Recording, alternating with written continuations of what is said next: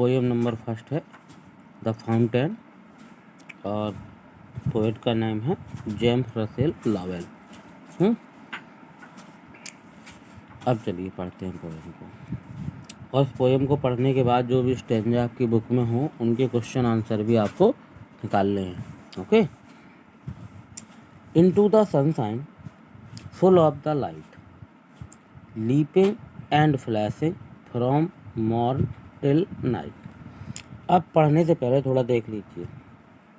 आप first line पढ़ेंगे into the sunshine, तो इस पर ध्यान देने वाली बात क्या है वो देखिए।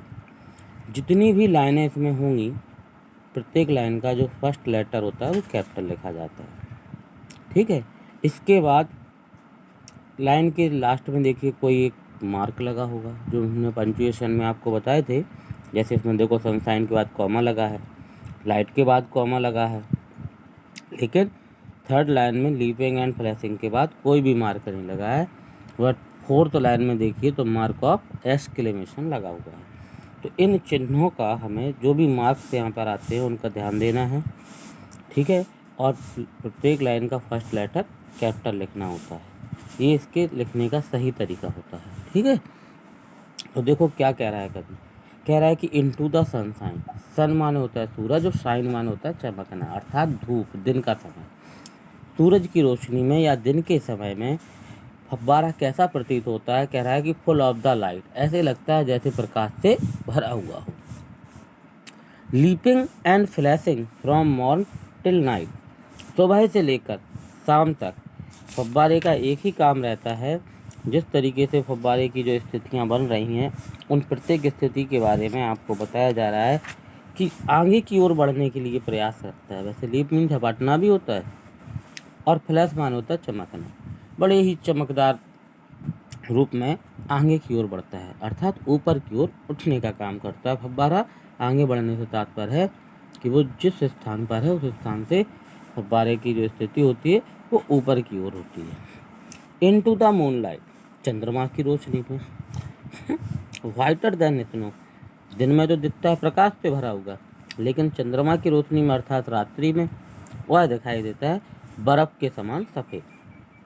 बेबिंग so flower like when the winds blow, जब हवा चलती है ना तो हवा चलते समय फव्वारा कैसे प्रतीत होता है, जैसे किसी डाली में कोई फूल लगा रहता है तो उसकी गति लेफ्ट एंड राइट इस तरीके की होती है, ऐसे ही फव्वारा भी मूव करता है।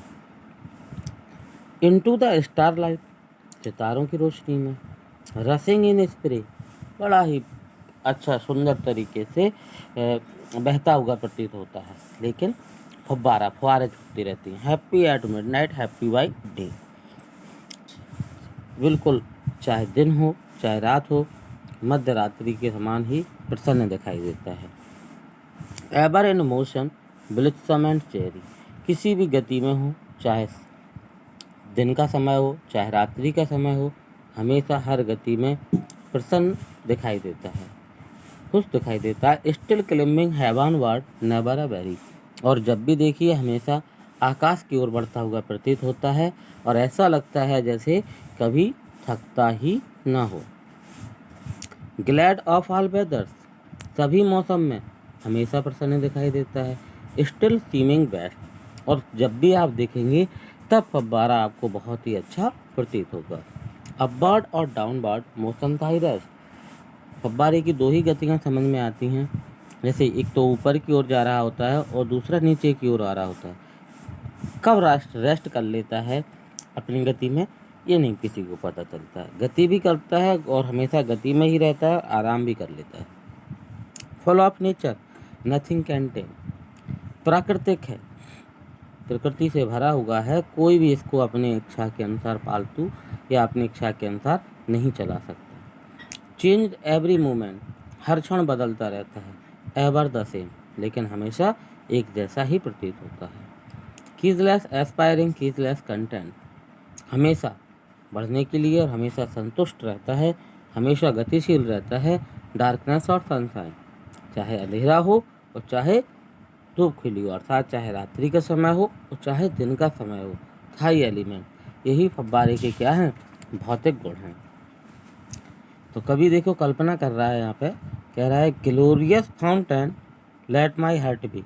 कहता है कि जिस तरीके से इतना शानदार फव्वारा है, मेरे हृदय को भी वैसा ही बना दीजिए। कैसा? फ्रेश, ताज़ा, चेंजफुल, परिवर्तन से भरा हुआ, कांस्टेंट, एक नियतांक के रूप में, अपवार्ड लाइक थी, और हमेशा आगे की ओर बढ़ने वाले ऐसी इच्छा शक्ति मेरे अंदर भी जागृत कीजिए। अच्छा बेटा, जो भी इसके स्टैंजा हैं उनके क्वेश्चन आंसर आपको फाइंड करने हैं। ओके।